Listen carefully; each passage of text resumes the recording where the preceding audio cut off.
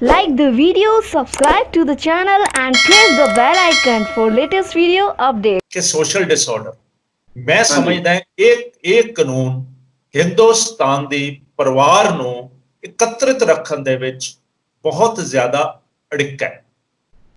ਪੁਰਾਣੇ ਜ਼ਮਾਨੇ ਦੇ ਵਿੱਚ ਜ਼ਿਮੀਂਦਾਰਾਂ ਫੈਮਿਲੀ ਦੇ ਵਿੱਚ ਤਾਂ ਸਾਰੇ ਮੁੰਡੇ ਵਿਆਹ ਨਹੀਂ ਸੀ ਕਰਦੇ, ਇੱਕ ਵਿਆਹ ਕਰ ਲੈਂਦਾ ਸੀ, ਉਹੀ ਸਾਰਿਆਂ ਦੀ ਜਨਾਨੀ ਹੋ ਜਾਂਦੀ ਸੀ।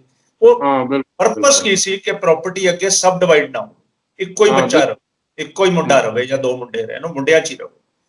ਹੁਣ ਹੋਣਾ ਦੇਖੋ, ਇਹਦੇ ਨਾਲ ਫੀਮੇਲ ਇੰਪਾਵਰਮੈਂਟ ਨਹੀਂ ਹੋਈ, ਕਿਉਂਕਿ ਜਦ ਦਾ ਕਾਨੂੰਨ ਆਇਆ ਹੈ ਹੁਣ ਕੁੜੀ ਵਿਆਹ ਤੋਂ ਪਹਿਲਾਂ ਡਿਵਾਈਡ ਕਰਕੇ ਉਹਦਾ ਹਿੱਸਾ ਆਪਣੇ ਨਾਮ ਲਵਾ ਲੈਂਦੇ। ਹੁਣ ਤੁਸੀਂ ਦੂਜੇ ਪਾਸੇ ਚਲੇ ਜਾਓ, ਤੁਸੀਂ ਫਾਰਮਰ ਨੂੰ ਵੀ ਛੱਡ ਦਿਓ। ਜਿਹੜੇ ਆਦਮੀ ਕੋਲ 100 ਗਜ 200 ਗਜ ਦਾ ਮਕਾਨ ਹੈ, ਜੇ ਉਹਦੇ ਵਿੱਚ ਕੁੜੀ ਹਿੱਸਾ ਲਊਗੀ, ਤੁਸੀਂ ਕੀ ਸੋਚਦੇ ਹੋ ਫੈਮਿਲੀ 'ਚ ਡਿਸਆਰਡਰ ਨਹੀਂ ਹੋਊਗਾ? ਇੱਕ ਟ੍ਰੇਡਰ ਦੀ ਮੰਨ ਲਓ ਦੁਕਾਨ ਹੈ, ਇੱਕ ਕਰਿਆਨੇ ਦੀ ਦੁਕਾਨ, ਜੇ ਤੁਸੀਂ ਉਹਨੂੰ ਵੰਡੋਗੇ ਤਾਂ ਡਿਸਆਰਡਰ ਨਹੀਂ ਹੋ। ਜੇ ਕਿਸੇ ਦੀ ਫੈਕਟਰੀ ਹੈ 200-300 ਗਜ ਦੇ ਵਿੱਚ, ਜੇ ਉਹ ਵੰਡਿਆ ਜਾਓਗੇ ਡਿਸਆਰਡਰ ਨਹੀਂ ਹੋ। ਇਹ ਕਾਨੂੰਨ ਨੇ ਸਭ ਤੋਂ ਵੱਧ ਸੋਸ਼ਲ ਡਿਸਆਰਡਰ ਕੀਤਾ, ਇਹਨੇ ਫਾਇਦਾ ਨਹੀਂ ਕੀਤਾ ਲੜਕੀਆਂ ਦਾ। ਮੈਂ ਸਮਝਦਾ ਹਾਂ ਕਿ ਲੜਕੀਆਂ ਦਾ ਫਾਇਦਾ ਤਾਂ ਹੋਊਗਾ ਜੇ ਅਣਵਿਆਹੀ ਕੁੜੀ ਨੂੰ ਹਿੱਸਾ ਮਿਲੇ ਤੇ ਵਿਆਹੀ ਕੁੜੀ ਨੂੰ ਆਪਣੇ ਇਸੇ ਤਰ੍ਹਾਂ ਸਹੁਰਿਆਂ ਦੀ ਜਾਇਦਾਦ 'ਚ ਹਿੱਸਾ ਮਿਲੇ। ਹਾਲ ਹੀ ਵਿੱਚ ਸੁਪਰੀਮ ਕੋਰਟ ਦੀ ਇੱਕ ਬਹੁਤ ਜਜਮੈਂਟ ਆਈ, ਜਿਹਦੇ ਵਿੱਚ ਲੜਕੀਆਂ ਨੂੰ ਵੀ ਪੇਰੈਂਟਸ ਦੀ ਪ੍ਰਾਪਰਟੀ ਵਿੱਚ ਪੂਰੇ ਕਾਨੂੰਨੀ ਹੱਕ ਹੈਗੇ ਆ। ਇਹ ਪਹਿਲਾਂ ਵੀ ਸੀ, ਲੇਕਿਨ ਕਾਨੂੰਨ ਦੀ ਇੰਟਰਪ੍ਰੀਟੇਸ਼ਨ ਤੁਹਾਨੂੰ ਪਤਾ ਉਹ ਕਿਸ ਹਿਸਾਬ ਨਾਲ ਹੋ ਜਾਂਦੀ, ਕਈ ਵਾਰੀ ਨਹੀਂ ਮਿਲਦੇ। ਹੁਣ ਫਿਰ ਸਪਸ਼ਟ ਤੌਰ ਤੇ ਜਜਮੈਂਟ ਆਈ ਹੈਗੀ, ਇਹਦੇ ਕੀ ਰਿਪਰਕਸ਼ਨ ਹੈਗੇ ਆ। ਫੀਮੇਲ ਫੀਟੀਸਾਈਡ ਕਟੇਗੀ, ਵੂਮਨ ਇੰਪਾਵਰਮੈਂਟ ਹੋਏਗੀ। ਇਹ ਸਾਡੇ ਸਮਾਜ ਵਿੱਚ ਕਿੰਨਾ ਕਿ ਉਹ ਵਧੀਆ ਸਿਸਟਮ ਨੂੰ ਕਰੇਗੀ ਕਿ ਜਾ ਕੇ ਕਿਤੇ ਪਰਿਵਾਰਾਂ ਵਿੱਚ ਲੜਾਈ ਝਗੜੇ ਵੱਧ ਜਾਣਗੇ। ਇਹ ਸਾਰੇ ਵਿਸ਼ਿਆਂ ਤੇ ਅਸੀਂ ਗੱਲਬਾਤ ਕਰਾਂਗੇ। ਸਾਡੇ ਨਾਲ ਜੁੜੇ ਨੇ ਆਨਲਾਈਨ ਸ਼੍ਰੀ ਹਰੀਸ਼ ਰਾਏ ਢਾਂਡਾ ਜੀ, ਜੋ ਕਿ ਸਾਬਕਾ MLA ਨੇ, ਬਹੁਤ ਸੁਲਝੇ ਹੋਏ ਸਿਆਸਤਦਾਨ ਨੇ, ਚੇਅਰਮੈਨ ਰਹੇ ਹੈਗੇ Punjab and Haryana bar council ਦੇ, ਇਸ ਵੇਲੇ ਮੌਜੂਦਾ ਮੈਂਬਰ ਵੀ ਨੇ। ਢਾਂਡਾ ਸਾਹਿਬ, ਸਾਡੇ ਪ੍ਰੋਗਰਾਮ ਵਿੱਚ ਬਹੁਤ ਬਹੁਤ ਸਵਾਗਤ ਹੈ। Thank you sir. ਜਿਵੇਂ ਜਜਮੈਂਟ ਆਈ ਹੈਗੀ ਆ, ਬੜਾ ਅੱਛਾ ਇਹ ਵੈਸੇ ਵੈਲਕਮ ਸਟੈਪ ਹੈਗਾ। ਪਰ ਮੈਂ ਜਿਵੇਂ ਜਿਨ੍ਹਾਂ ਫੈਮਲੀਆਂ ਵਿੱਚ ਖਾਸ ਤੌਰ ਤੇ ਜੱਟ ਕਮਿਊਨਿਟੀ ਵਿੱਚ ਬਹੁਤ ਜ਼ਿਆਦਾ ਜ਼ਮੀਨ ਹੈਗੀ ਆ, 100 ਏਕੜ ਹੈ, 50 ਏਕੜ ਹੈ ਜਾਂ ਹੋਰ ਹੈ, ਵੱਡੀਆਂ ਵੱਡੀਆਂ ਬਿਜ਼ਨਸ ਫੈਮਲੀ ਵਿੱਚ ਕਈ ਵਾਰੀ ਉਹ ਲੜਕੀਆਂ ਦੀ ਸ਼ਾਦੀ ਤੋਂ ਬਾਅਦ ਉਹ ਐਕਸਪੈਕਟ ਕਰਦੇ ਵੀ ਅਸੀਂ ਜੋ ਕੁਝ ਕਰਨਾ ਅਸੀਂ ਕਰ ਦਿੱਤਾ ਹੈਗਾ। ਇਹਦੇ ਨਾਲ ਸੋਸ਼ਲ ਇੰਪਲੀਕੇਸ਼ਨ ਕੀ ਆ ਸਕਦੀਆਂ ਹੈਗੀਆਂ ਇਸ ਜਜਮੈਂਟ ਨਾਲ? ਪਰ ਜੀ ਪਹਿਲਾਂ ਤਾਂ ਮੈਂ ਤੁਹਾਨੂੰ ਕਲੈਰਿਟੀ ਕਰ ਦਵਾਂ, ਇਹ ਮਾਂ-ਬਾਪ ਦੀ ਪ੍ਰਾਪਰਟੀ ਦੇ ਵਿੱਚ ਸ਼ੇਅਰ ਮਿਲਣ ਵਾਲਾ ਲਾਅ ਨਹੀਂ। ਇਹ ਦਰਅਸਲ ਕੀ ਹੈ, ਹਿੰਦੂ ਲਾਅ ਹੈ ਜਿਹੜਾ ਆਲ ਨਾਨ ਮੁਸਲਿਮਸ ਨੂੰ ਪ੍ਰੈਕਟੀਕਲੀ ਲੱਗਦਾ ਹੈ, ਨਾਨ ਕ੍ਰਿਸਚੀਅਨਸ ਨੂੰ ਇੰਡੀਆ ਦੇ ਵਿੱਚ, ਮਤਲਬ ਜੈਨ, ਬੁੱਧ, ਹਿੰਦੂ, ਸਿੱਖਸ ਨੂੰ ਸਾਰਿਆਂ ਨੂੰ ਲੱਗਦਾ ਹੈ। ਉਹ ਹਿੰਦੂ ਪਰਸਨਲ ਲਾਅ ਸੀ, ਜਿਹਦੇ ਵਿੱਚ ਇੱਕ ਪ੍ਰਾਪਰਟੀ ਸੀ ਜਿਹਨੂੰ ਆਮ ਤੌਰ ਤੇ ਆਪਾਂ ਲੋਕਲ ਭਾਸ਼ਾ 'ਚ ਕਹਿ ਦਿੰਦੇ ਹਾਂ ਜੱਦੀ ਜਾਇਦਾਦ। ਜੱਦੀ ਜਾਇਦਾਦ ਜਿਹੜੀ ਪੁਸ਼ਤ ਬਾ ਪੁਸ਼ਤ ਆਉਂਦੀ ਸੀਗੀ, ਤੇ ਜਾਂ ਉਸ ਜਾਇਦਾਦ ਦੀ ਕਮਾਈ ਚੋਂ ਕੋਈ ਜਾਇਦਾਦ ਖਰੀਦੀ ਜਾਵੇ, ਉਹਨੂੰ ਕਹਿੰਦੇ ਸੀਗੇ ਹਿੰਦੂ ਅਨਡਿਵਾਈਡਡ ਫੈਮਿਲੀ, HUF। ਉਸ ਪ੍ਰਾਪਰਟੀ ਨੂੰ ਕੋ-ਪਾਰਸਨਰੀ ਪ੍ਰਾਪਰਟੀ ਦਾ ਨਾਮ ਦਿੱਤਾ ਗਿਆ ਕਾਨੂੰਨ ਦੇ ਵਿੱਚ।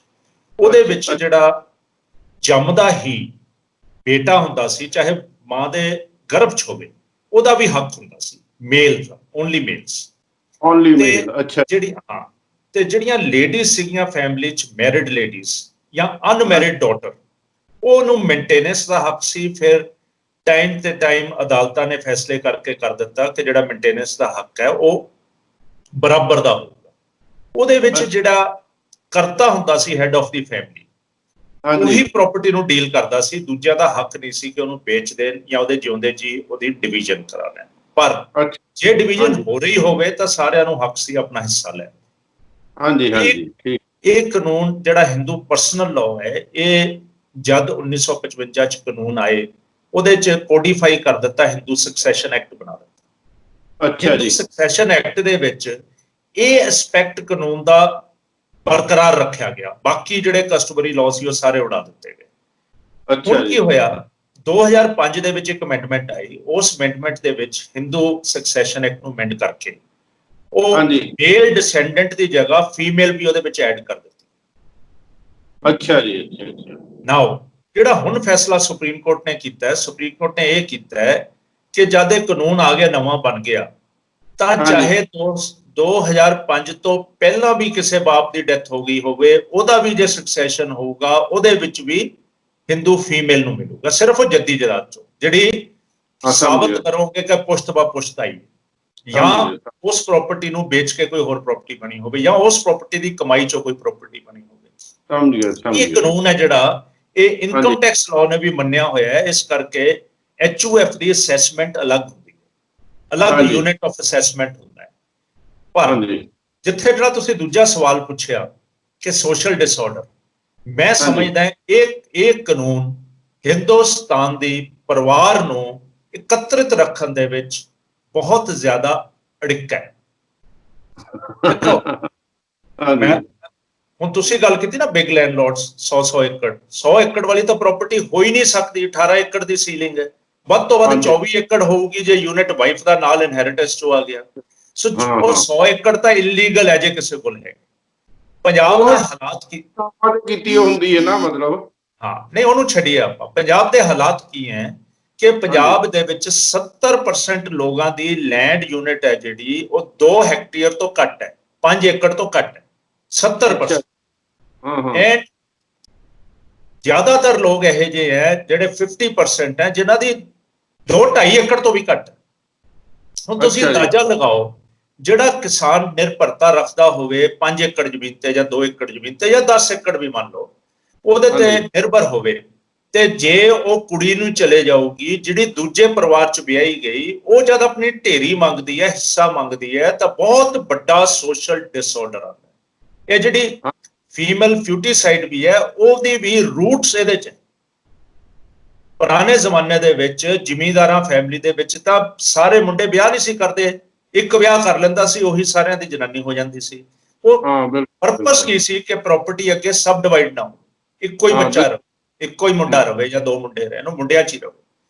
ਹੁਣ ਹੋਣਾ ਦੇਖੋ, ਇਹਦੇ ਨਾਲ ਫੀਮੇਲ ਇੰਪਾਵਰਮੈਂਟ ਨਹੀਂ ਹੋਈ, ਕਿਉਂਕਿ ਜਦ ਦਾ ਕਾਨੂੰਨ ਆਇਆ ਹੈ ਹੁਣ ਕੁੜੀ ਵਿਆਹ ਤੋਂ ਪਹਿਲਾਂ ਡਿਵਾਈਡ ਕਰਕੇ ਉਹਦਾ ਹਿੱਸਾ ਆਪਣੇ ਨਾਮ ਲਵਾ ਲੈਂਦੇ। ਹੁਣ ਤੁਸੀਂ ਦੂਜੇ ਪਾਸੇ ਚਲੇ ਜਾਓ, ਤੁਸੀਂ ਫਾਰਮਰ ਨੂੰ ਵੀ ਛੱਡ ਦਿਓ। ਜਿਹੜੇ ਆਦਮੀ ਕੋਲ 100 ਗਜ 200 ਗਜ ਦਾ ਮਕਾਨ ਹੈ, ਜੇ ਉਹਦੇ ਵਿੱਚ ਕੁੜੀ ਹਿੱਸਾ ਲਊਗੀ, ਤੁਸੀਂ ਕੀ ਸੋਚਦੇ ਹੋ ਫੈਮਿਲੀ 'ਚ ਡਿਸਆਰਡਰ ਨਹੀਂ ਹੋਊਗਾ? ਇੱਕ ਟ੍ਰੇਡਰ ਦੀ ਮੰਨ ਲਓ ਦੁਕਾਨ ਹੈ, ਇੱਕ ਕਰਿਆਨੇ ਦੀ ਦੁਕਾਨ, ਜੇ ਤੁਸੀਂ ਉਹਨੂੰ ਵੰਡੋਗੇ ਤਾਂ ਡਿਸਆਰਡਰ ਨਹੀਂ ਹੋਊ। ਜੇ ਕਿਸੇ ਦੀ ਫੈਕਟਰੀ ਹੈ 200-300 ਗਜ ਦੇ ਵਿੱਚ, ਜੇ ਉਹ ਵੰਡਿਆ ਜਾਓਗੇ ਡਿਸਆਰਡਰ ਨਹੀਂ ਹੋਊ।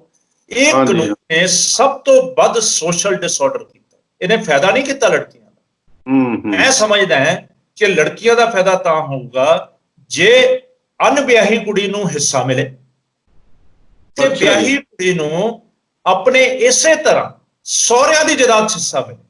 ਟੋਟਲ ਡਿਸਆਰਡਰ ਹੈ ਜਿਹੜਾ ਸੁਸਾਇਟੀ ਦਾ ਖਤਮ ਹੋ ਜੂ, ਜਿਹੜਾ ਕੁੜੀਆਂ ਨੂੰ ਡੌਰੀ ਲਈ ਤੰਗ ਕਰਦੇ ਆ। ਜਦ ਉਹਨੂੰ ਆਪਣੇ ਸਹੁਰਿਆਂ ਦੀ ਜਾਇਦਾਦ 'ਚ ਪਲੱਸ ਉਹਨੂੰ ਆਪਣੇ ਹਸਬੈਂਡ ਦੀ ਹਰ ਪ੍ਰਾਪਰਟੀ 'ਚ ਇੱਕੋ ਹਿੱਸਾ ਮਿਲਣਾ ਚਾਹੀਦਾ। ਜੇ ਉਹਨੂੰ ਛੱਡ ਦਿੰਦਾ, ਜੇ ਉਹਨੂੰ ਡਾਈਵੋਰਸ ਕਰ ਦਿੰਦਾ ਜਾਂ ਉਹਨੂੰ ਘਰੋਂ ਕੱਢ ਦਿੰਦਾ, ਤਾਂ ਔਰਤ ਦਾ ਹੱਕ ਹੋਣਾ ਚਾਹੀਦਾ ਕਿ ਆਪਣੇ ਘਰ ਵਾਲੇ ਦੀ ਅੱਧੀ ਜਾਇਦਾਦ ਤੇ ਉਹ ਹੱਕ ਜਮਾ ਸਕੇ, ਉਹਦੀ ਅੱਧੀ ਇਨਕਮ ਤੇ ਹੱਕ ਜਮਾ ਸਕੇ, ਤੇ ਉਹਦੀ ਜਿਹੜੀ ਕੋ ਪਰਸਨਲੀ ਪ੍ਰਾਪਰਟੀ ਹੈ ਉਹਦੇ ਵਿੱਚ ਵੀ ਉਹ ਆਪਣਾ ਹੱਕ ਜਮਾ ਸਕੇ। ਇਹ ਮੈਨੂੰ ਪਤਾ ਨਹੀਂ, ਜਿੰਨਾ ਕੁ ਮੇਰੀ ਨੌਲੇਜ ਹੈ, ਕਿਉਂਕਿ ਤੁਸੀਂ ਤਾਂ ਕਾਨੂੰਨ ਬਹੁਤ ਮਾਹਰ ਹੋ। ਜਿਹੜੀ ਮੰਨ ਲਓ ਲੜਕੀ ਦੀ ਸ਼ਾਦੀ ਹੋ ਕੇ ਕਿਸੇ ਦੂਸਰੇ ਘਰ ਗਈ ਆ, ਹਸਬੈਂਡ ਦੀ ਜਿੰਨੀ ਪ੍ਰਾਪਰਟੀ ਹੈਗੀ ਉਹਦੇ ਵਿੱਚ ਉਹਦਾ 50% ਦਾ ਤਾਂ ਲੜਕੀ ਦਾ ਹੱਕ ਹੈ, ਉਹਦੀ ਵਾਈਫ ਦਾ ਕਿ ਨਹੀਂ? ਬਿਲਕੁਲ ਵੀ ਨਹੀਂ ਹੈ ਜੀ, ਜ਼ੀਰੋ ਹੱਕ ਹੈ, ਓਨਲੀ ਰਾਈਟ ਆਫ ਮੇਨਟੇਨੈਂਸ ਹੈ। ਔਰਤ ਨੂੰ ਹਸਬੈਂਡ ਦੀ ਡੈਥ ਹੋਏ ਤੇ ਇਨਹੈਰੀਟੈਂਸ ਹੈ। ਅੱਛਾ, ਮਤਲਬ 50% ਦੀ ਇਦਾਂ ਦਾ ਕੋਈ ਕਲੌਜ਼ ਨਹੀਂ ਹੈਗਾ? ਕੋਈ ਕਲੌਜ਼ ਨਹੀਂ। ਉਹਦੀ ਡੈਥ ਹੋਏ ਤੇ she is first class legal ਹੈ। ਜੇ ਉਹਦੇ 2 ਬੱਚੇ ਹੈ, ਇੱਕ ਔਰਤ ਹੈ, ਤਾਂ 3 'ਚ ਵੱਡਿਆ ਜਾਊ। ਜੇ ਮਾਂ ਵੀ ਜਿਉਂਦੀ ਹੈ ਤਾਂ 4 'ਚ ਵੱਡਿਆ ਜਾਊ। ਇਹ ਤਾਂ ਬੜਾ ਡਿਸਕ੍ਰਿਮੀਨੇਟਰੀ ਜਿਹੜਾ ਕਾਨੂੰਨ ਲੱਗਦਾ। ਸਿਰਫ ਰਾਈਟ ਆਫ ਮੇਨਟੇਨੈਂਸ ਹੈ। ਐਂਡ ਸਿਵਲ ਲਾਅ ਇੱਕ ਹੋਰ ਕਾਨੂੰਨ ਦਾ ਹੱਕ ਦਿੰਦਾ ਹੈ ਕਿ ਤੁਸੀਂ ਜਿਹੜੀ ਰਾਈਟ ਆਫ ਮੇਨਟੇਨੈਂਸ ਹੈ ਉਹਨੂੰ ਆਪਣੇ ਹਸਬੈਂਡ ਦੀ ਜਾਇਦਾਦ ਦੇ ਉੱਤੇ ਚਾਰਜ ਕ੍ਰੀਏਟ ਕਰ ਸਕਦੇ ਹੋ, ਉਹਨੂੰ ਰੋਕ ਸਕਦੇ ਹੋ ਕਿ ਤੂੰ ਨਹੀਂ ਵੇਚੇਗਾ। ਕਿਉਂਕਿ ਮੇਰਾ ਹੱਕ ਹੈ ਮੇਨਟੇਨੈਂਸ ਲੈਣ ਦਾ, ਜੇ ਤੂੰ ਪ੍ਰਾਪਰਟੀ ਵੇਚਦੀ ਮੈਂ ਮੇਨਟੇਨੈਂਸ ਕਿੱਥੋਂ ਲਵਾਂਗੀ। ਸੋ ਉਹਦੇ ਤੇ ਚਾਰਜ ਕ੍ਰੀਏਟ ਕੀਤਾ ਜਾ ਸਕਦਾ ਪ੍ਰਾਪਰਟੀ ਤੇ ਕਿ you will not cell the property ਜਦ ਤੱਕ ਉਸ ਜਾਇਦਾਦ ਦੇ ਉੱਤੋਂ ਉਹਨੂੰ ਮੇਨਟੇਨੈਂਸ ਨਹੀਂ ਮਿਲਦੀ। ਉਹਦੀ ਜਿਹੜੀ ਮੇਨਟੇਨੈਂਸ ਕੋਰਟ ਹੋਲਡ ਕਰੂਗੀ ਉਹਨੂੰ ਸਿਕਿਉਰ ਨਹੀਂ ਕੀਤਾ ਜਾਂਦਾ, ਉਹ ਵੇਚ ਨਹੀਂ ਸਕਦਾ। ਇਹ ਤਾਂ ਜਿਸ ਹਿਸਾਬ ਨਾਲ ਇਹ ਸੀਨ ਉਹ ਸਾਹਮਣੇ ਨਜ਼ਰ ਆਉਂਦਾ ਹੈਗਾ, ਜਿਵੇਂ ਤੁਸੀਂ ਇਹਦੇ ਵਿੱਚ ਪ੍ਰੋਗਰਾਮ ਵਿੱਚ ਵੀ ਕਿਹਾ, ਇਹ ਤਾਂ ਚਾਹੇ ਕਿਸੇ ਦੀ ਥੋੜੀ ਪ੍ਰਾਪਰਟੀ ਹੋਵੇ ਚਾਹੇ ਕਿਸੇ ਦੀ ਜ਼ਿਆਦਾ ਹੋਵੇ, ਜ਼ਿਆਦਾ ਵਾਲਾ ਤਾਂ ਹੋ ਸਕਦਾ ਥੋੜਾ ਜਿਹਾ ਜਿਗਰਾ ਕਰੇ ਲਏਗਾ, ਜਿਹਦੀ ਥੋੜੀ ਪ੍ਰਾਪਰਟੀ ਜਾਂ ਥੋੜੀ ਉਹ ਬਿਜ਼ਨਸ ਹੈਗਾ ਉਹਦੇ ਵਿੱਚ ਤਾਂ ਉਹ ਬਹੁਤ ਵੱਡਾ ਜਿਹੜਾ ਲੜਾਈ ਝਗੜਾ ਸ਼ੁਰੂ ਹੋ ਗਿਆ। ਲੜਾਈ ਝਗੜਾ ਇਹ ਬਹੁਤ ਵੱਡਾ ਲੜਾਈ ਝਗੜਾ ਸ਼ੁਰੂ ਹੋ ਗਿਆ ਆਲਰੇਡੀ ਸੋਸ਼ਲ ਡਿਸਆਰਡਰ ਸ਼ੁਰੂ ਹੋ ਗਿਆ ਹੈ। ਆਲਰੇਡੀ ਲੋਕੀ ਕੁੜੀ ਨੂੰ ਵਿਆਹ ਤੋਂ ਪਹਿਲਾਂ ਉਹਦੇ ਤੋਂ ਟ੍ਰਾਂਸਫਰ ਕਰਾ ਲੈਂਦੇ ਆ ਸਾਰੀ ਪ੍ਰਾਪਰਟੀ, ਉਹਨੂੰ ਰਾਈਟ ਨਹੀਂ ਮਿਲਦਾ, ਕੁੜੀ ਵਿਲਿੰਗਲੀ ਕਰ ਜਾਂਦੀ ਹੈ। ਐਂਡ ਖਾਸ ਤੌਰ ਤੇ ਜਿਹੜੀ ਫਾਰਮਿੰਗ ਕਮਿਊਨਿਟੀਜ਼ ਹੈ ਉਹਨਾਂ 'ਚ ਤਾਂ ਬਹੁਤ ਵੱਡਾ ਡਿਸਆਰਡਰ ਹੈ, ਕਿਉਂਕਿ ਜਿਹੜੀ ਕੁੜੀ ਆਪਣਾ ਹਿੱਸਾ ਲੈਂਦੀ ਹੈ ਭਰਾਵਾਂ ਤੋਂ, ਕਦੇ ਖੇਤੀ ਨਹੀਂ ਕਰਦੀ, ਉਹ ਸ਼ਰੀਕਾਂ ਨੂੰ ਵੇਚ ਕੇ ਜਾਂਦੀ ਅਲਟੀਮੇਟਲੀ, ਫਿਰ ਉਹਦੀ ਵੰਡੀ ਜਾਂਦੀ ਹੈ ਪ੍ਰਾਪਰਟੀ। ਮੰਨ ਲਓ 5 ਏਕੜ ਜਗ੍ਹਾ ਹੈ, ਭੈਣ ਭਰਾ ਹੈ, 2.5 ਏਕੜ ਰਹੇਗੀ, ਉਹ ਕੀ ਕਮਾਈ ਕਰੂਗਾ? ਉਹਨਾਂ ਦੀ ਟੋਟਲ ਡਿਪੈਂਡੈਂਸ ਔਨ ਐਗਰੀਕਲਚਰ ਹੈ। ਤੇ ਜੇ ਉਹਨੂੰ ਕਿਤੇ ਆਪਣੇ ਹਸਬੈਂਡ ਦੀ ਪ੍ਰਾਪਰਟੀ 'ਚੋਂ ਬਰਾਬਰ ਰਾਈਟ ਮਿਲ ਜਾਵੇ ਤਾਂ ਕਿੰਨੀ ਇੰਪਾਵਰਮੈਂਟ ਹੋਊਗੀ ਲੇਡੀ।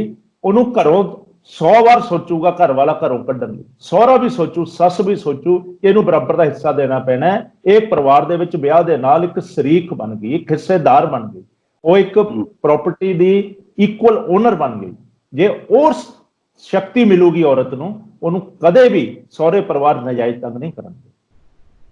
ਇਹ ਵੈਸੇ ਜਿਸ ਹਿਸਾਬ ਨਾਲ ਤੁਸੀਂ ਐਕਸਪਲੇਨ ਕੀਤਾ, ਇਹ ਹੋਣਾ ਚਾਹੀਦਾ ਸੀ ਰਿਵਰਸ ਵਿੱਚ, ਇਨ-ਲਾ ਦੀ ਪ੍ਰਾਪਰਟੀ ਵਿੱਚ ਪੂਰਾ ਉਹ ਸ਼ੇਅਰ ਹੋਲਡਰ ਹੋਣੀ ਚਾਹੀਦੀ ਸੀ, ਤਾਂ ਕਿ ਵੀ ਪੇਕਿਆਂ ਦੀ ਫੈਮਿਲੀ ਵੀ ਠੀਕ ਰਹਿੰਦੀ ਤੇ ਅਗਲਾ ਵੀ ਸਿਸਟਮ ਠੀਕ ਰਹਿੰਦਾ ਹੈਗਾ। ਐਗਜ਼ੈਕਟਲੀ।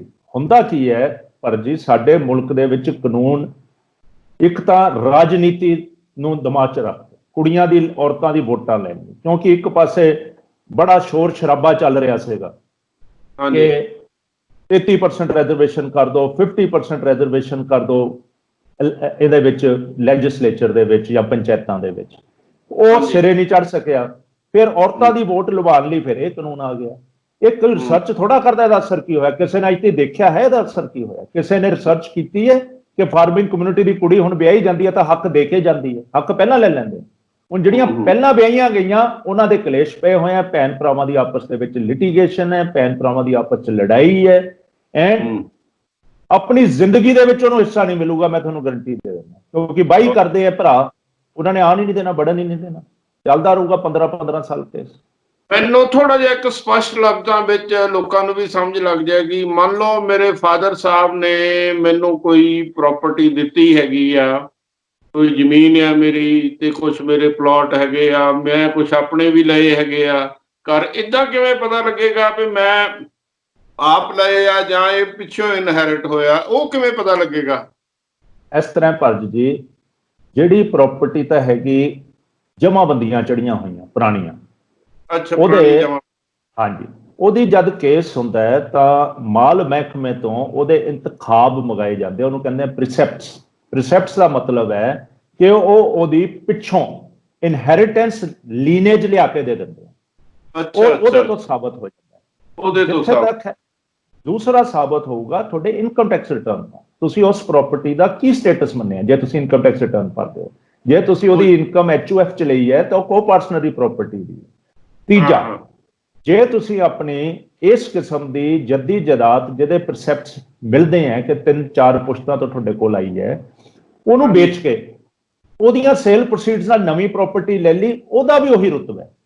ਇਸੇ ਤਰ੍ਹਾਂ ਇੱਕ ਫਾਰਮਰ ਹੈ ਜਿਹਦੇ ਕੋਲ ਸਿਰਫ ਖੇਤੀ ਦੀ ਇਨਕਮ ਹੈ, ਅਜ਼ਿਊਮ ਕਰ ਲਈਏ, ਜਾਂ ਕੋਈ ਹੋਰ ਹੈ ਜਿਹਦੇ ਕੋਲ HUF ਦੀ ਇਨਕਮ ਹੈ, ਇੰਡੀਵਿਜੂਅਲ ਇਨਕਮ ਨਹੀਂ ਹੈ, ਤੇ ਉਹ ਨਵੀਂ ਪ੍ਰਾਪਰਟੀ ਖਰੀਦਦਾ ਹੈ, ਇਹਦਾ ਮਤਲਬ ਉਹਦੇ ਚੋਂ ਹੀ ਖਰੀਦੀ ਨਾ, ਜ਼ਮੀਨ ਦੀ ਕਮਾਈ ਚੋਂ ਖਰੀਦੀ, ਫਿਰ ਉਹਦਾ ਵੀ ਜਿਹੜਾ ਸਟੇਟਸ ਹੈ ਉਹ ਵੀ ਕੋ-ਪਰਸਨਰੀ ਪ੍ਰਾਪਰਟੀ ਦਾ ਬਣ ਜਾਊਗਾ, ਅੰਟਿਲ ਐਂਡ ਅਨਲੈਸ ਉਹ ਐਕਸਪਲੇਨ ਕਰੇ ਕਿ ਮੇਰੇ ਕੋਲ ਇੰਡੀਪੈਂਡੈਂਟ ਇਨਕਮ ਸੀ, ਮੈਂ ਉਹਦੇ ਚੋਂ ਖਰੀਦੀ ਹੈ।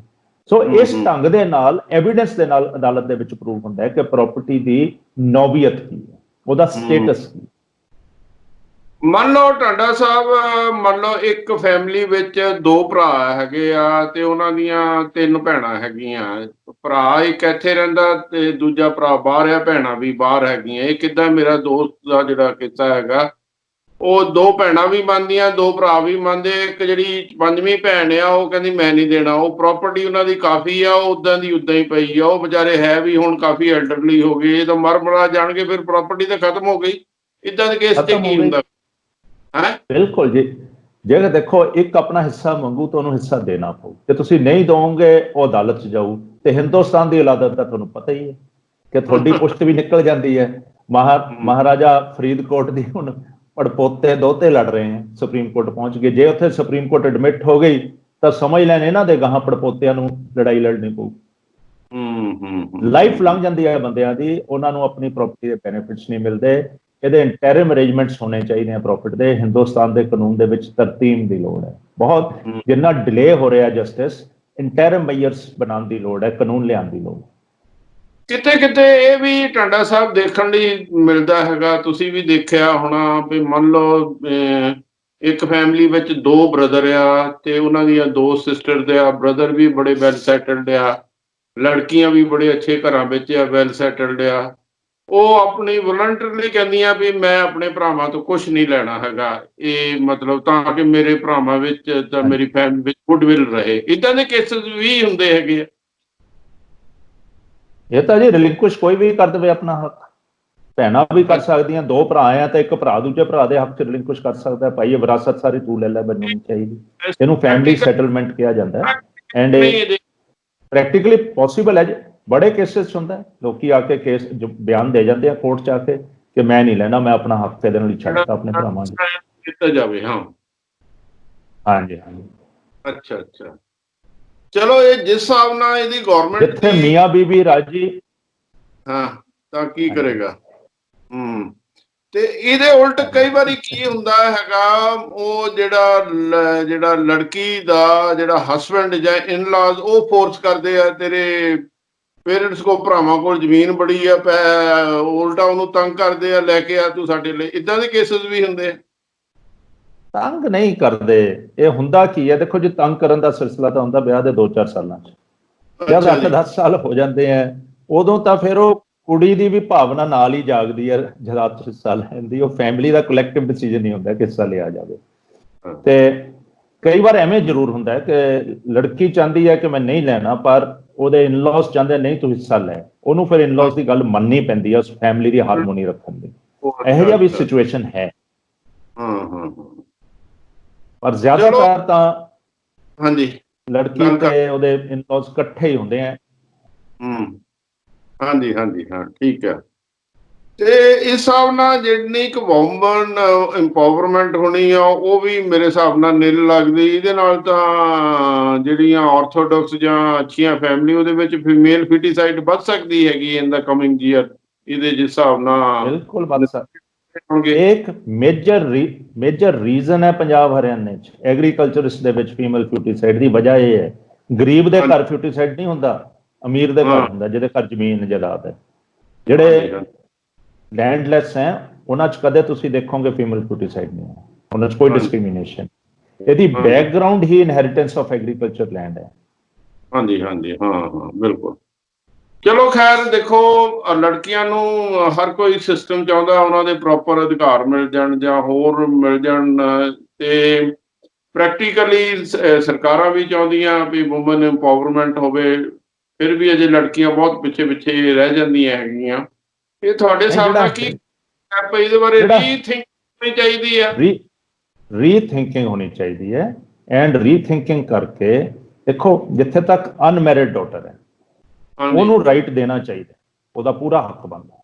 ਜਿੱਥੇ ਮੈਰਿਡ ਡਾਟਰ ਹੋ ਜਾਂਦੀ ਹੈ ਉਹਨੂੰ ਪੂਰਾ ਹੱਕ ਉਹਦੀ ਇਨ-ਲਾਜ਼ ਦੀ ਫੈਮਿਲੀ 'ਚ ਦੇਣਾ ਚਾਹੀਦਾ। ਇਹਦੇ ਨਾਲ ਕੋਹੈਸਿਵਨੈਸ ਹੋਊਗੀ ਤੇ ਵੂਮਨ ਇੰਪਾਵਰਮੈਂਟ ਵੀ ਹੋਊਗੀ। ਹਾਂਜੀ ਹਾਂਜੀ, ਠੀਕ ਠੀਕ ਠੀਕ। ਇਹ ਕਾਨੂੰਨ ਕਰਨ ਦੀ ਲੋੜ। ਜਿਹੜਾ ਤੁਸੀਂ ਥੋੜਾ ਜਿਹਾ ਇਸ਼ਾਰਾ ਕੀਤਾ ਸੀ ਵੀ ਹਸਬੈਂਡ ਦੀ ਪ੍ਰਾਪਰਟੀ ਵਿੱਚ ਉਹ ਮੇਨਟੇਨੈਂਸ ਦੇ ਇਲਾਵਾ ਉਹਦਾ ਜਿਹੜਾ 50% ਸ਼ੇਅਰ ਹੋਵੇ, ਉਹ ਇਦਾਂ ਦਾ ਕਾਨੂੰਨ ਨਹੀਂ ਬਣ ਸਕਦਾ? ਬਣਨਾ ਚਾਹੀਦਾ ਹੈ। ਇਹੀ ਕਾਨੂੰਨ 'ਚ ਬਣ ਸਕਦਾ ਹੈ। ਹਿੰਦੂ ਸਕਸੈਸ਼ਨ ਐਕਟ ਦੇ ਵਿੱਚ ਰਾਦਰ ਦੈਨ ਲੜਕੀ ਨੂੰ ਆਪਣੇ ਮਾਂ ਦੀ ਪ੍ਰਾਪਰਟੀ ਜਾਂ ਬਾਪ ਦੀ ਪ੍ਰਾਪਰਟੀ ਜਿਹੜੀ HUF ਦੀ ਹੈ ਉਹਦੇ 'ਚ ਹਿੱਸਾ ਦੇਣ ਦੀ ਬਜਾਏ ਉਹਨੂੰ ਆਪਣੇ ਇਨ-ਲॉज ਦੇ 'ਚ ਬਰਾਬਰ ਹਿੱਸਾ ਦਿਓ। Shri should be a ਕੋ-ਪਾਰਟਨਰ in the property of her in-laws. ਜੇ ਉਹ ਬਣ ਜੂਗੀ ਉਹਦੀ ਦੇਖੋ ਕਿੰਨੀ ਇੰਪਾਵਰਮੈਂਟ ਹੋਊਗੀ, ਸਹੁਰਿਆਂ 'ਚ ਉਹਦਾ ਇੱਕ ਢੇਰੀ ਬਰਾਬਰ ਪਊਗੀ ਉਹਦੀ। ਜੇ ਉਹਦੀ ਢੇਰੀ ਬਰਾਬਰ ਪਊਗੀ ਤਾਂ ਉਹਦੇ ਨਾਲ ਵਿਤਕਰਾ ਨਹੀਂ ਹੋਊਗਾ, ਧੱਕਾ ਨਹੀਂ ਹੋਊਗਾ। ਜਦ ਪਤਾ ਲੱਗੂਗਾ ਸੱਸ ਸਹੁਰੇ ਨੂੰ ਕਿ ਨੂੰਹ ਨੂੰ ਬਾਹਰ ਕੱਢਣਾ ਪਿਆ ਤੇ ਜਾਇਦਾਦ 'ਚ ਇਹਨੂੰ ਬਰਾਬਰ ਦਾ ਹਿੱਸਾ ਦੇ ਕੇ ਕੱਢ ਸਕਦੇ ਆ, ਵਰਨਾ ਘਰੋਂ ਨਹੀਂ ਕੱਢ ਸਕਦੇ। ਕਿੱਦਾਂ ਕੱਢਣਗੇ? ਨਜ਼ਰ ਹੀ ਬਦਲ ਜਾਣੀ ਹੈ, ਨੂੰਹ ਦਾ ਰੁਤਬਾ ਹੀ ਬਦਲ ਜਾਣਾ। ਫੈਮਿਲੀ ਦੇ ਵਿੱਚ ਉਹਦੇ ਵੱਲ ਜਿਹੜੀ ਨਜ਼ਰ ਹੈ ਉਹ ਨਜ਼ਰ ਦੀ ਦਿੱਖ ਬਦਲ ਜਾਣੀ ਹੈ। ਬਿਲਕੁਲ ਬਿਲਕੁਲ। ਚਲੋ ਖੈਰ, ਕਾਨੂੰਨ ਸਰਕਾਰਾਂ ਨੇ ਬਣਾਤਾ, ਅਸੀਂ ਤਾਂ ਸੋਸ਼ਲ ਐਂਗਲ ਵੀ ਡਿਸਕਸ ਕਰ ਰਿਹਾ। ਤੁਸੀਂ ਆਮ ਜਿਸ ਘਰਾਂ ਵਿੱਚ ਜ਼ਮੀਨ ਜਾਇਦਾਦ ਹੈ, ਲੜਕੀਆਂ ਨੇ ਵੀ ਚਲੋ ਫੈਮਿਲੀ ਕੋਹਿਜ਼ਿਵਨੈਸ ਰਹੇ, ਕੀ ਇਹਨਾਂ ਨੂੰ ਇੱਕ ਮੈਸੇਜ ਜ਼ਰੂਰ ਦਿਓ? ਜੇ ਸਰਕਾਰਾਂ ਨੂੰ ਵੀ ਰੀਥਿੰਕਿੰਗ ਵਾਸਤੇ ਰਿਕੁਐਸਟ ਕਰ ਸਕਦੇ ਤਾਂ ਉਹ ਵੀ ਮੈਂ ਤਾਂ ਅਪੀਲ ਕਰੂੰਗਾ ਕਿ ਗਵਰਨਮੈਂਟ ਨੂੰ ਇਹ ਲਾਅ ਨੂੰ ਮੁੜ ਵਿਚਾਰਨਾ ਚਾਹੀਦਾ।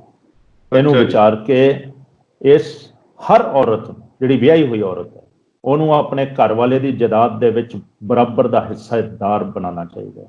ਉਹਨੂੰ ਆਪਣੀ ਜਿਹੜੀ ਜੱਦੀ ਜਾਇਦਾਦ ਹੈ ਸਹੁਰਿਆਂ ਦੀ ਉਹਦੇ ਵਿੱਚ ਬਰਾਬਰ ਦਾ ਸ਼ੇਅਰ ਹੋਲਡਰ ਬਣਾਉਣਾ ਚਾਹੀਦਾ। ਐਂਡ ਉਹ ਘਰੋਂ ਉਸ ਔਰਤ ਨੂੰ ਕੱਢ ਨਹੀਂ ਸਕਦੇ, ਡਾਈਵੋਰਸ ਨਹੀਂ ਦੇ ਸਕਦੇ ਜਦ ਤੱਕ ਉਹਨੂੰ ਪ੍ਰਾਪਰਟੀ ਬਰਾਬਰ ਨਾ ਦੇਣ। ਇਹਦੇ ਨਾਲ ਇਹ ਵੀ ਮੈਂਡੇਟਰੀ ਕਰਨਾ ਚਾਹੀਦਾ ਹੈ ਹਰ ਬੰਦੇ ਨੂੰ ਕਿ ਉਹ ਆਪਣੀ ਪ੍ਰਾਪਰਟੀ ਡਿਸਕਲੋਜ਼ ਕਰੇ ਮੈਟਰੀਮੋਨੀਅਲ ਡਿਸਪਿਊਟ 'ਚ, ਕਿ ਅੱਜ ਤੱਕ ਉਹਦੇ ਕੋਲ ਕਿੰਨੀ ਪ੍ਰਾਪਰਟੀ ਸੀ ਤੇ ਕਿੰਨੀ ਰੱਖਦਾ। ਇਹ ਨਹੀਂ ਹੈ ਕਿ ਲੱਭਦੀ ਫਿਰੇ ਕੁੜੀ ਕਿ ਇਹਦੇ ਕਿੰਨੀ ਜਾਇਦਾਦ ਹੈ। ਇਹ ਕਰੋਗੇ, ਇਹਦੇ ਨਾਲ ਵੂਮਨ ਇੰਪਾਵਰਮੈਂਟ ਵੀ ਹੋਊਗੀ, ਸੋਸ਼ਲ ਡਿਸਆਰਡਰ ਨਹੀਂ, ਸੋਸ਼ਲ ਕੋਹੈਸਿਵਨੈਸ ਹੋਊਗੀ। ਜਿਹੜਾ ਧੱਕੇ ਹੁੰਦੇ ਆ ਮੈਰਿਡ ਕੁੜੀ ਦੇ ਨਾਲ ਉਹ ਦੂਰ ਹੋਣਗੇ। ਐਟ ਦਾ ਸੇਮ ਟਾਈਮ ਕੁੜੀ ਦੀ ਪੇਰੈਂਟਲ ਫੈਮਿਲੀ ਦੇ ਵਿੱਚ ਜਿਹੜਾ ਐਡਾ ਵੱਡਾ ਡਿਸਪਿਊਟ ਖੜਾ ਹੋ ਜਾਂਦਾ ਹਿੱਸਾ ਮੰਗਣ ਦੀ, ਉਹ ਵੀ ਦੂਰ ਹੋ ਜਾਊਗਾ। ਹੁਣ ਕੀ ਹੈ ਕਿ ਮੈਂ ਤੁਹਾਨੂੰ ਪਹਿਲਾਂ ਵੀ ਕਿਹਾ ਕਿ ਹੁਣ ਜ਼ਿਮੀਂਦਾਰ ਫੈਮਿਲੀ 'ਚ ਤਾਂ ਬੜਾ ਕਲੀਅਰ ਹੋ ਗਿਆ। ਕੁੜੀ ਦੇ ਨਾਮ ਲਗਾਉਂਦੇ ਆ ਪ੍ਰਾਪਰਟੀ ਵਿਆਹ ਕਰਨ ਤੋਂ ਪਹਿਲਾਂ, ਫਿਰ ਉਹਦੇ ਤੋਂ ਟ੍ਰਾਂਸਫਰ ਕਰਦੇ ਆ, ਫਿਰ ਉਹਨੂੰ ਵਿਆਹੁੰਦੇ ਆ। ਉਹ ਸੌਖਾ ਵੀ ਹੋ ਗਿਆ ਪੰਜਾਬ ਦੇ ਵਿੱਚ। ਹੁਣ ਟ੍ਰਾਂਸਫਰ ਕਰਨ ਤੇ ਖਰਚਾ ਕੋਈ ਨਹੀਂ, ਭੈਣ ਭਰਾ ਦੇ ਨਾਮ ਕਰਨਾ, ਉਹ ਟ੍ਰਾਂਸਫਰ ਹੋ ਜਾਂਦਾ।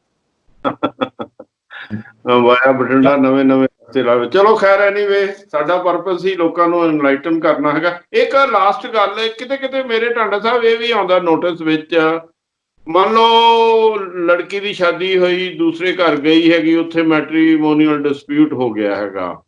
ਉਹ ਪੇਰੈਂਟਸ ਨੂੰ ਜਦੋਂ ਪਤਾ ਲੱਗਦਾ ਹੈਗਾ, ਉਹ ਜਿਹੜੀ ਸ਼ਾਦੀ ਤੋਂ ਬਾਅਦ ਜਿੱਦਾਂ ਉਹਦਾ ਕੋਈ ਪ੍ਰਾਪਰਟੀ ਉਹਦੇ ਨਾਂ ਤੇ ਹੁੰਦੀ, ਉਹ ਹੋਰ ਕਿਸੇ ਨਾਂ ਤੇ ਕਰਾ ਦਿੰਦੇ ਹੈਗੇ, ਕੋਰਟ ਵਿੱਚ ਕਰਦੇ ਇਹਦੇ ਨਾਂ ਤੇ ਤਾਂ ਹੈ ਹੀ ਕੁਛ ਨਹੀਂ। ਇਹ ਵੀ ਇਦਾਂ ਦੇ ਹੁੰਦੇ ਹੈਗੇ ਕਿ ਜਾਂ ਮੈਂ ਇਹ ਸੁਣਿਆ? ਮੈਂ ਬਿਲਕੁਲ ਹੁੰਦੇ ਆ, ਕਿਸੇ ਕਿਸੇ ਕੇਸ 'ਚ ਲੁਕੋ ਵੀ ਲੈਂਦੇ ਆ। ਪਰ ਇਹ ਕਾਨੂੰਨ ਵੀ ਹੈ ਕਿ ਜੇ ਤੁਸੀਂ ਪ੍ਰਾਪਰਟੀ ਨੂੰ ਲੀਗਲ ਲਾਇਬਿਲਿਟੀ ਬਚਾਉਣ ਲਈ ਪ੍ਰਾਪਰਟੀ ਟ੍ਰਾਂਸਫਰ ਕਰਦੇ ਹੋ, ਉਹ ਪ੍ਰਾਪਰਟੀ ਨੂੰ ਨਲ ਐਂਡ ਵੋਇਡ ਡਿਕਲੇਅਰ ਕੀਤਾ ਜਾ ਸਕਦਾ। ਅੱਛਾ, ਇਹ ਵੀ ਪ੍ਰੋਵੀਜ਼ਨ ਹੈਗਾ।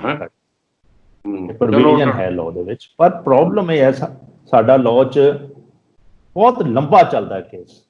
ਜਦ ਤੱਕ ਹੱਕ ਮਿਲਦੇ ਆ ਉਦੋਂ ਤੱਕ ਤਾਂ ਨੁੱਚੜ ਜਾਂਦਾ ਬੰਦਾ। ਇਹ ਪ੍ਰੋਬਲਮ।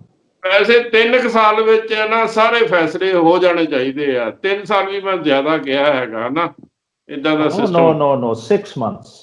ਹਾਂ 6 months। ਕੇਸ ਚਾਹੇ 4 ਸਾਲ 'ਚ ਫੈਸਲਾ ਹੋਵੇ, ਇੰਟਰਮ ਮੇਜਰਸ 6 ਮਹੀਨੇ 'ਚ ਹੋ ਜਾਣੇ ਚਾਹੀਦੇ ਆ। ਹਾਂਜੀ। ਚਲੋ ਇਹਦੇ ਤੇ ਆਪਾਂ ਹੋ ਸਕਦਾ ਕੋਈ ਦਿੱਕਤ। ਸਰ ਤੁਸੀਂ ਬਹੁਤ ਵਧੀਆ ਸਾਨੂੰ ਜਾਣਕਾਰੀ ਦਿੱਤੀ, ਬਹੁਤ ਵਧੀਆ ਇਨਫੋਰਮੇਸ਼ਨ ਹੈ। ਮੈਨੂੰ ਉਮੀਦ ਹੈ ਸਾਡੇ ਜਿਹੜੇ ਦਰਸ਼ਕ ਪਸੰਦ ਕਰਨਗੇ ਤੁਹਾਡੀ ਗੱਲਬਾਤ। ਬਹੁਤ ਬਹੁਤ ਮਿਹਰਬਾਨੀ, ਧੰਨਵਾਦ। Thank you very much. Thank you.